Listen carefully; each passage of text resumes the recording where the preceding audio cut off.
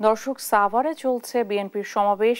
সবশেষ পরিস্থিতি জানাতে যুক্ত হচ্ছেন সহকর্মী দেওয়ান ইমন। ইমন, সমাবেশ কেমন চলছে? মির্জা ফখরুল কখন বক্তব্য রাখবেন?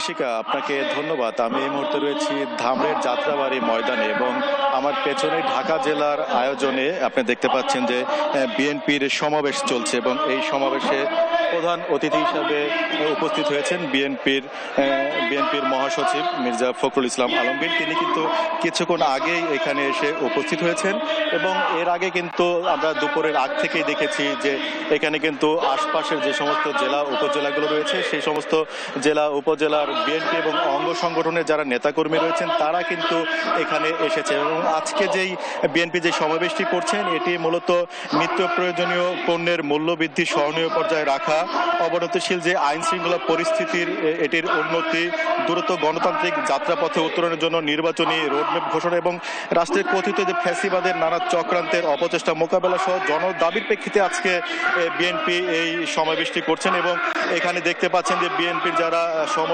সমর্থক রয়েছে, যারা নেতৃবৃন্দ রয়েছে তারা কিন্তু নানা রঙের ক্যাপ পরিহিত করে কিন্তু এই মঞ্চে উপস্থিত হয়েছেন এবং একে একে করে কিন্তু এখানে বক্তব্য রাখছেন যারা স্থানীয় পর্যায়ের নেতৃবৃন্দ রয়েছেন তারা। এছাড়া যেমনটি জানেন যে ঢাকা জেলা বিএনপির যিনি সভাপতি রয়েছেন আশফাক হোসেন, তিনি এটি সভাপতিত্ব করছেন এবং সঞ্চালনা করছেন ঢাকা জেলা বিএনপির সাধারণ সম্পাদক নিপন রায়। এছাড়া কিছুক্ষণ পরে মির্জা ফখরুল ইসলাম আলমগীর তিনি এখানে বক্তব্য রাখবেন এবং আমরা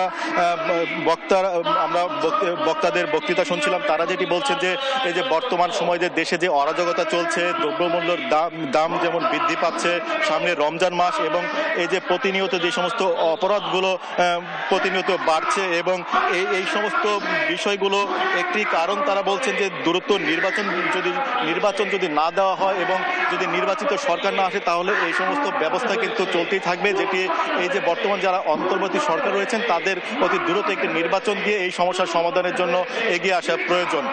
ইসিকা, ধন্যবাদ আপনাকে।